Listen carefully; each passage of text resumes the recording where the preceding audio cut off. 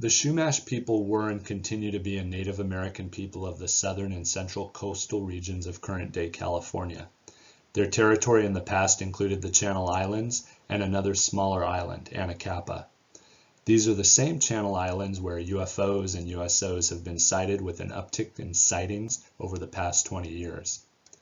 What I'm including in this presentation are illustrations of the pictographs of the Chumash of the past.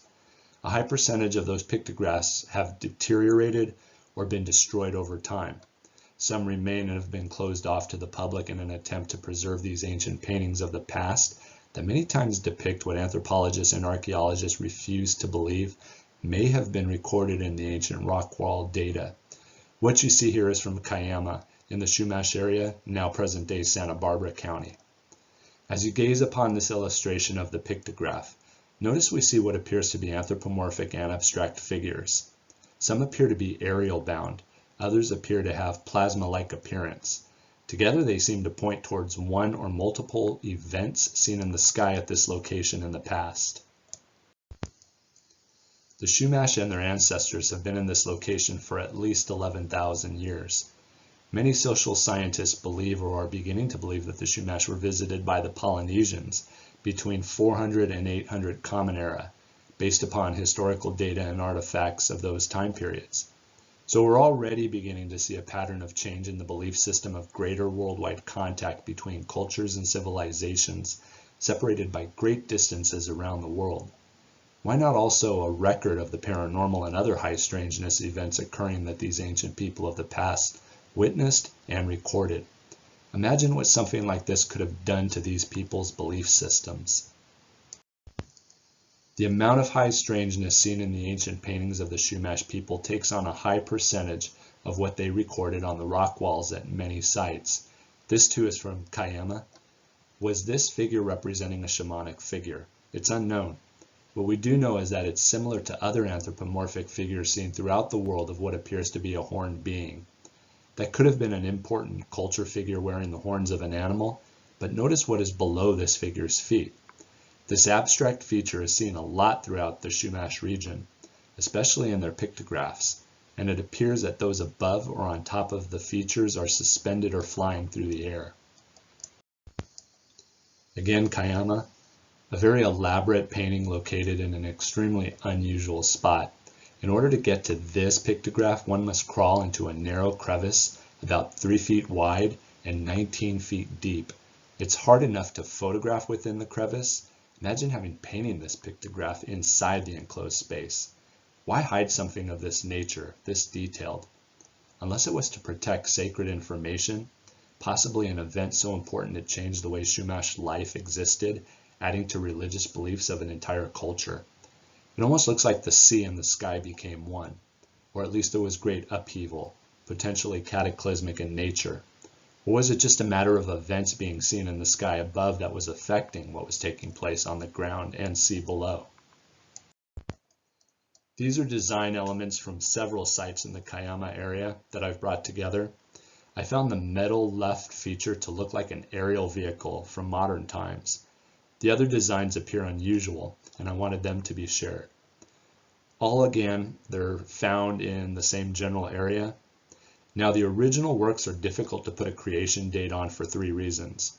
First, paintings are damaged or destroyed with the passage of time. Second, in order to date the organic material making up the paints, one must destroy the artwork. Third, the pictographs were touched up with new paint over hundreds or maybe thousands of years, thus making it next to impossible to date with techniques that we currently have at our disposal. This is in Kiama and painted on a high cliff face, 27 feet from the ground. If you consider positioning of all the abstract features, did the artist see and duplicate a disc-shaped object seen in the sky above? These two are groupings of a pictograph located in Kiama. They're not in their original order. The upper group was in line at the left of the lower group. These figures were spaced along a 60-foot length of cliff.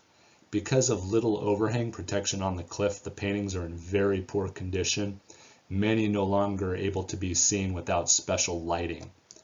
Look at the shape of some of these abstract paintings. Consider what was being captured in the paintings and retained in the historical data of these earlier ancient indigenous people for their descendants. This is what many call the Great Painting from Kiama. The pictograph is over 40 feet long and has been almost completely destroyed by gunfire and other forms of vandalism. I'll show you the effects of this in a minute. This illustration by C. Grant shows what the artwork originally looked like.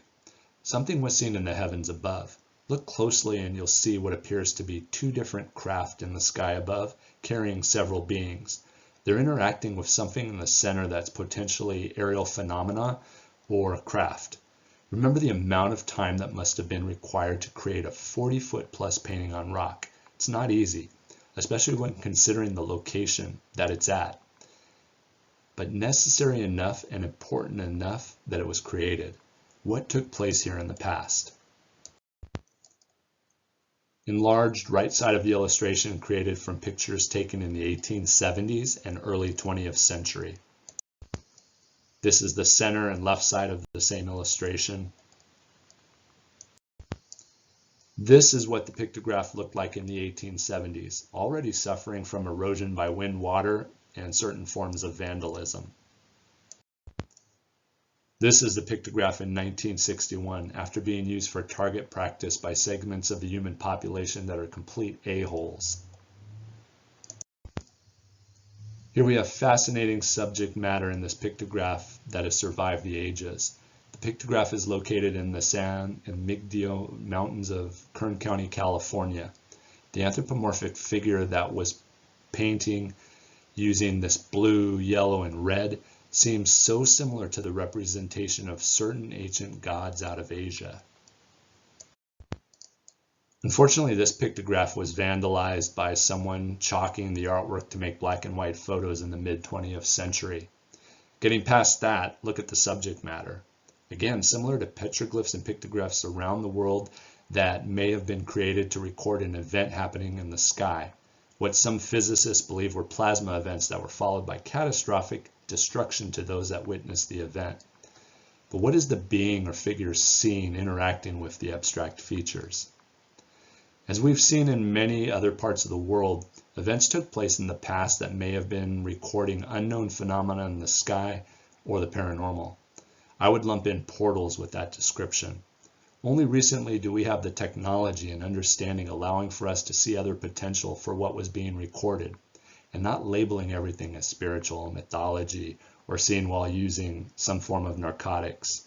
Something else was going on, and we need to continue investigating these alternate interpretations. Please subscribe to my YouTube channel and stay tuned for future presentations.